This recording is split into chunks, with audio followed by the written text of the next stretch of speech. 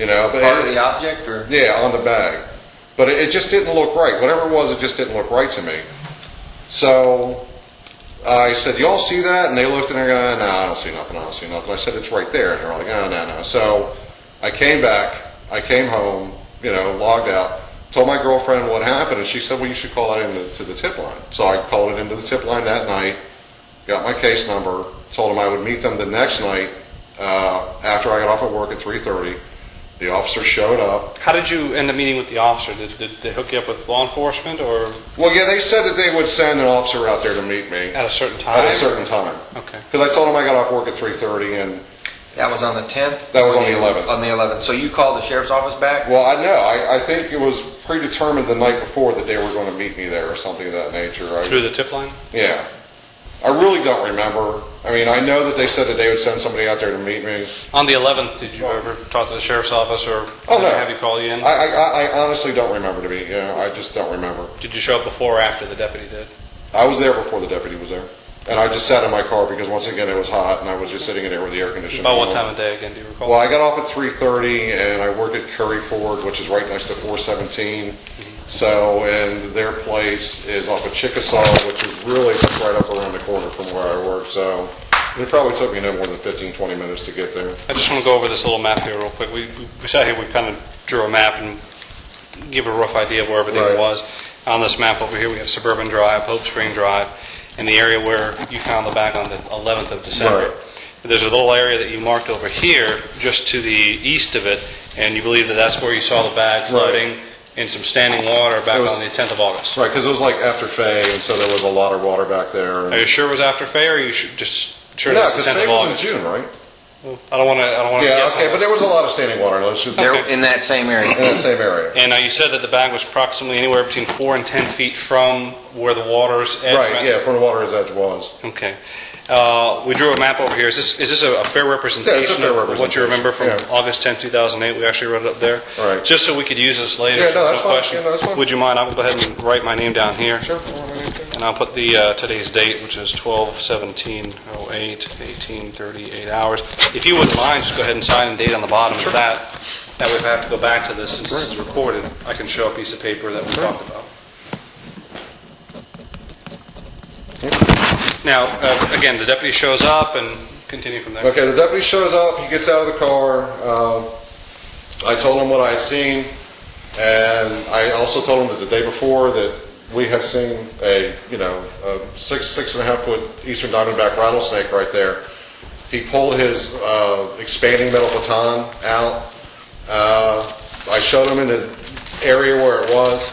He took 2 steps into the woods. He basically slid down the hill, came out, told me that the area had been searched, and then, pretty much I was wasting the county's time, and that, they had, I don't know, I don't want to go outside. Oh, yeah, no, I don't want to make the guy come off as an ass or anything, but, they had other things to do, and yada, yada, yada, so I said, okay, and went on my happy way. And just to confirm, one of the reasons that you went back, when you went back on the 11th, you had already had in mind that, hey, I'm already this is, a tip that I called them before, so curiosity, is it fair to say that curiosity led you back to that particular area to just look around again? Oh, yeah, of course, yeah. I mean, there's always an off-site chance that I was right. I mean, even an idiot gets lucky once in a while, so.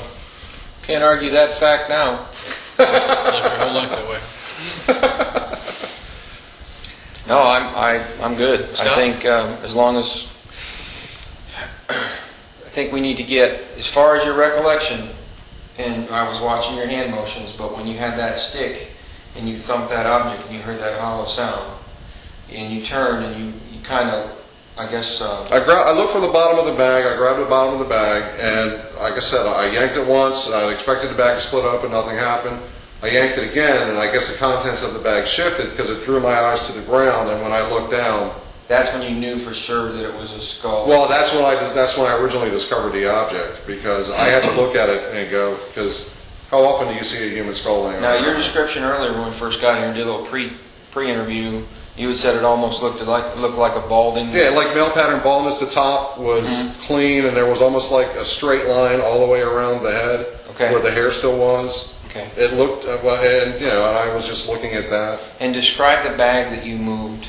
It was just like a black, one of those heavy, like leaf bag or heavy trash bags that you see. Okay. And I really didn't notice anything else because obviously once I discovered what I discovered, the bag was minimal to me anymore. It really didn't matter. So the image that's being portrayed through the media is this skull rolling out of the bag, and so that never occurred? That never occurred. Okay. We just need clarification on that. I will say that I did look into the bag, and I did see what appeared to be almost like stuffing or something.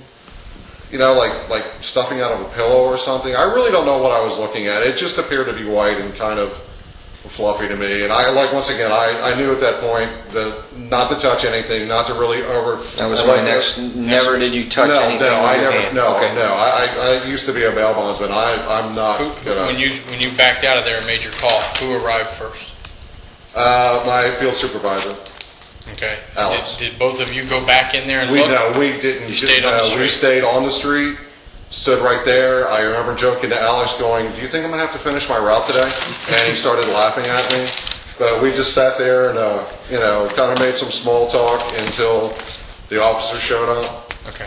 I think one of the other guys in the truck drove by, but drove by. He didn't actually come in, because obviously people are going to get curious, and then.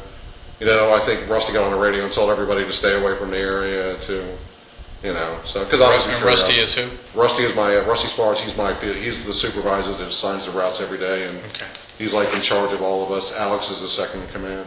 All right. And then the officers showed up. We took him. I took him down in there, and showed him what I had seen, and I actually walked past it the first time. And I had to stop and I had to look over my right shoulder, and then I saw what it was. And then the officer looked at it, and he kind of I think he had the same reaction to it at first that I had. And then I'm pretty sure he saw the duct tape because that was mentioned. And then he kind of said the same thing I said, which was, and then I walked out because my time there was, I told him, I said, look, I urinated. I didn't touch anything, okay, and I walked out and everything else went from there, and I just kind of stood around and waited until I was interviewed. Very good. Would you do me a favor? Sure. Raise your right hand for me. Sure. Do you swear and affirm everything you just told us is the truth? Oh, yeah. Thank you very much. What time do you have there? It is 18:43.